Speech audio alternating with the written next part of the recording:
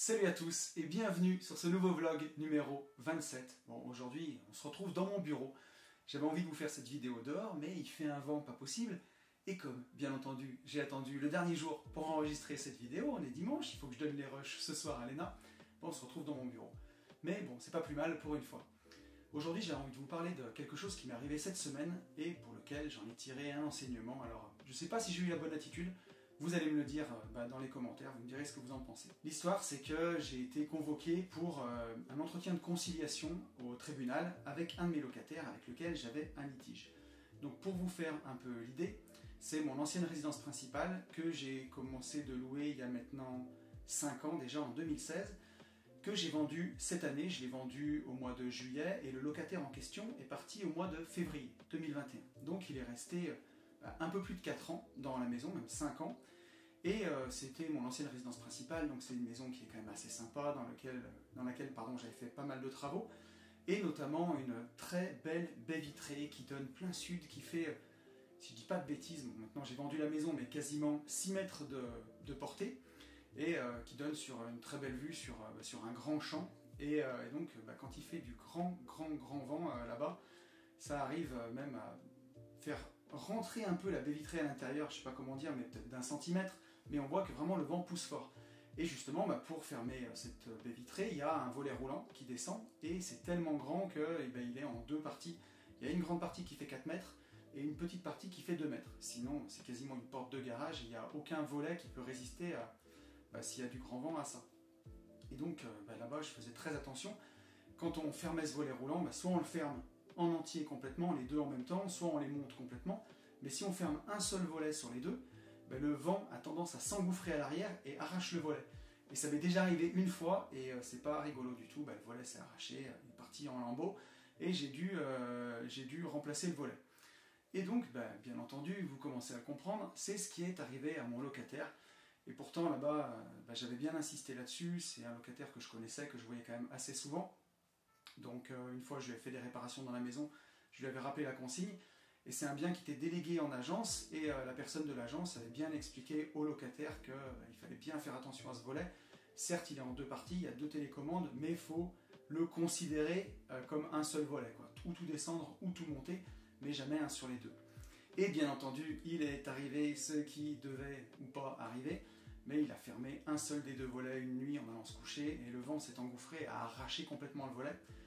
Donc j'ai eu un devis de réparation de un peu plus de 1100 €, 1120 € je crois, voilà, que j'ai fait faire. Du coup, j'ai pas eu le choix. Alors j'ai demandé d'abord à mon assurance, mais comme il n'y a pas eu de catastrophe naturelle, il n'y a pas eu de grand vent déclaré ce soir-là, ça n'a pas été pris en assurance, et ça n'a pas été non plus pris en charge par l'assurance de mon locataire. Donc j'ai pas eu le choix que de payer pour faire remplacer le volet. Et entre temps, le locataire est parti, j'ai vendu la maison, et donc à l'état des lieux, le volet n'étant toujours pas remplacé, mon gestionnaire lui a retenu l'intégralité de sa caution. Et moi j'ai fini par payer le volet, remplacer, donc il avait 980 € de caution qu'on a retenu en intégralité.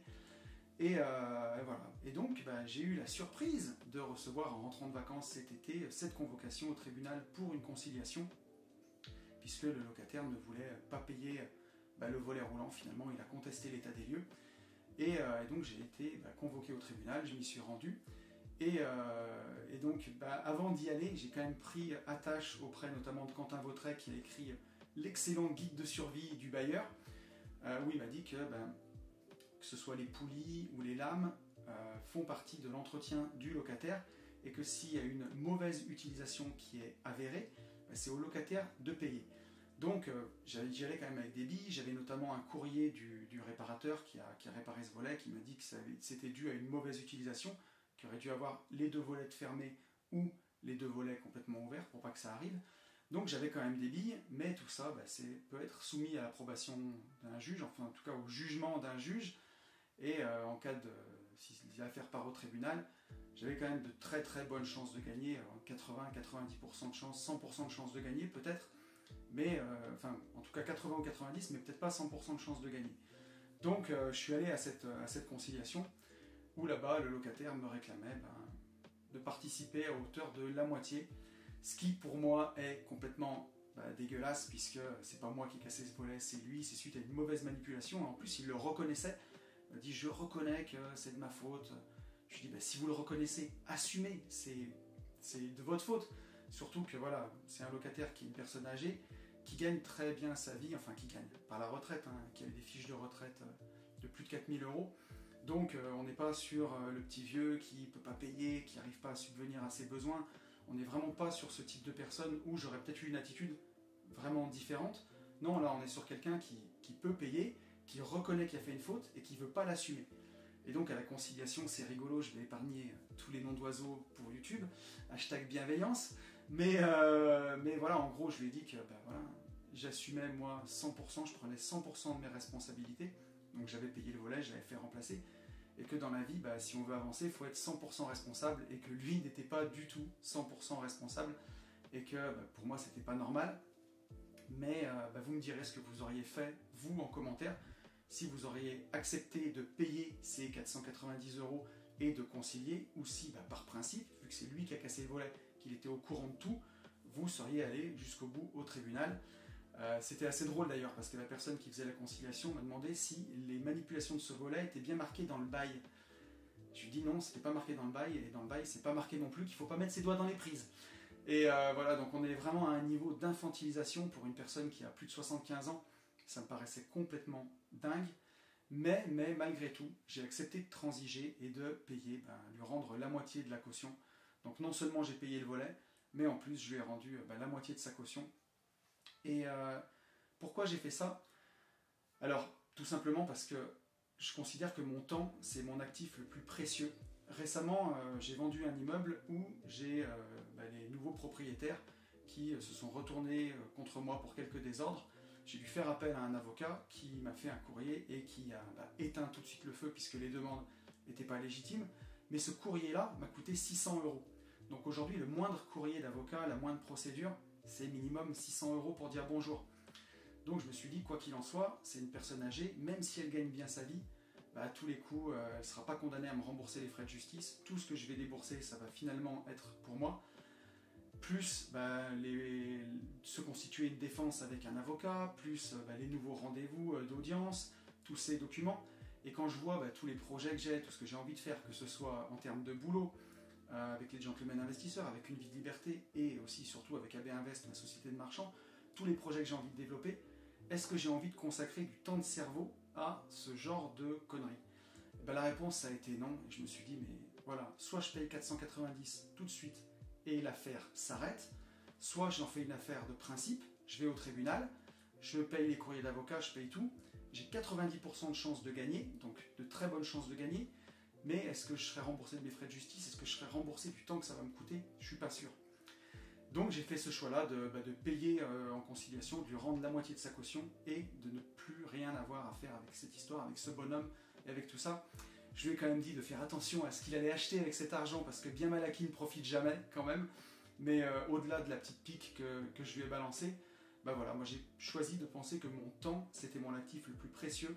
Alors certes, aujourd'hui 490 €, ça reste une somme, ça fait une somme, mais je préfère me dégager du temps et consacrer ce temps à chercher des nouveaux biens rentables, à chercher des nouvelles affaires, et j'ai la conviction que je récupérerai bien plus que 490 € en ayant cette attitude-là. Maintenant, n'hésitez pas à me dire ce que vous en pensez, ce que vous auriez fait à ma place, est-ce que vous auriez fait comme moi, est-ce que vous auriez payé, et puis voilà, passer à autre chose, sachant que quelque part, ça encourage ce genre de comportement de la personne en face et elle-même médiateur de justice, mon locataire était déjà médiateur de justice, il connaît ces choses-là, et il sait très bien qu'en demandant autour de 300, 400, 500, 600 €, j'allais craquer parce que c'est toujours moins cher qu'un procès. Et d'ailleurs, on dit toujours, il vaut mieux un mauvais arrangement qu'un bon procès. Donc il le savait, et quelque part, il a gagné. Ou est-ce que vous auriez fait l'inverse, vous en auriez fait une affaire de principe, et que voilà, quoi qu'il arrive, même si ça vous coûte du temps, même si ça vous coûte un peu plus d'argent, c'est hors de question de laisser arriver des choses comme ça. Je serais curieux d'avoir vos réponses, vous me direz ce que vous en avez pensé. Mais voilà, la vie de bailleur, c'est aussi ça parfois, c'est aussi ce genre de moments, même si c'est chiant, il faut les affronter. Et c'est comme ça. Mais en attendant, voilà, au moins l'affaire est derrière moi, je peux me consacrer sur les projets, sur avancer, sur l'avenir. Pour moi, c'est ça qui compte. Mais j'ai hâte d'avoir votre avis. Je vous remercie d'avoir suivi ce vlog. Je vous souhaite une très bonne semaine, une très bonne journée. Vous pouvez vous abonner, activer la cloche, ça fait toujours plaisir, hein. C'est ce qu'on dit. Mettre un petit pouce bleu, un petit commentaire, ça fait plaisir. Et je vous dis à la semaine prochaine pour un nouveau vlog. Salut!